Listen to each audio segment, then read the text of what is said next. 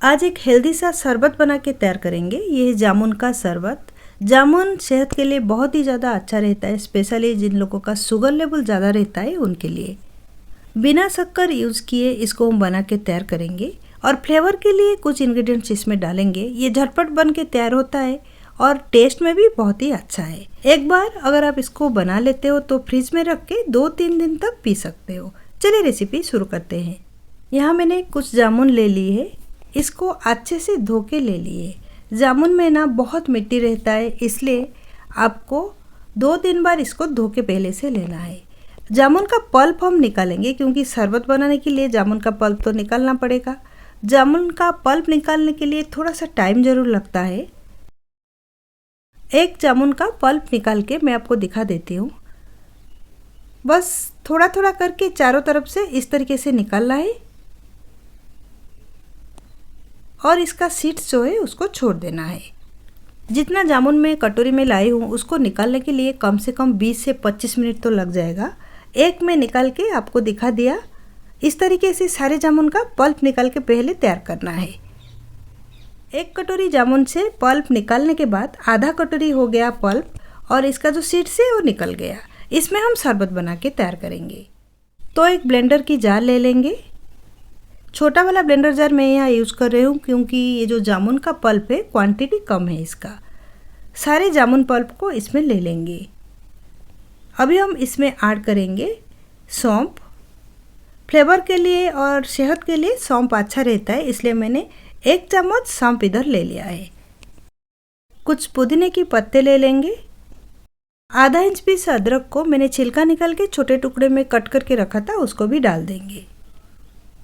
इस शरबत के लिए शक्कर का यूज़ नहीं करेंगे, शक्कर के बदले गुड़ का यूज़ करेंगे।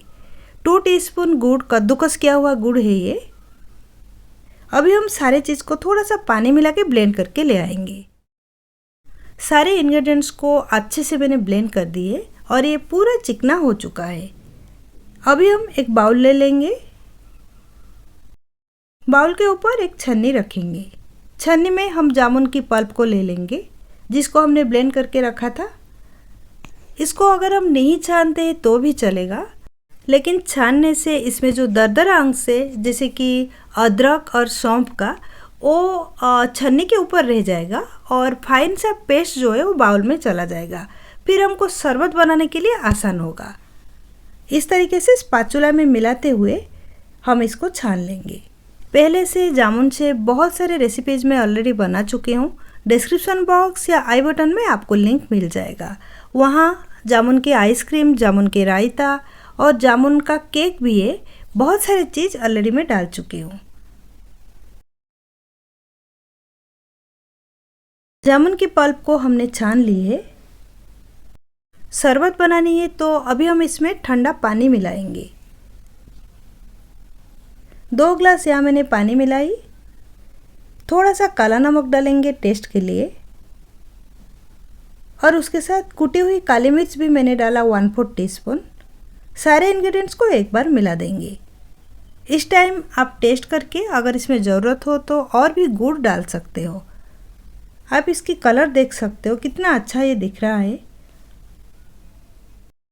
शरबत को सर्व करने के लिए ग्लास ले लेंगे। ग्लास में आइस क्यूब्स ले लेंगे। शरबत को ग्लास में डालेंगे।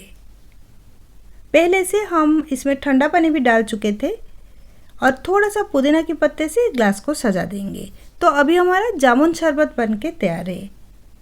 ये रेसिपी आप भी एक बार ज़रूर ट्राई करें। टेस्ट में भी अच्छा रहता है क्योंकि इसमें हम पुदीना और सौंफ जो ऐड किए हैं।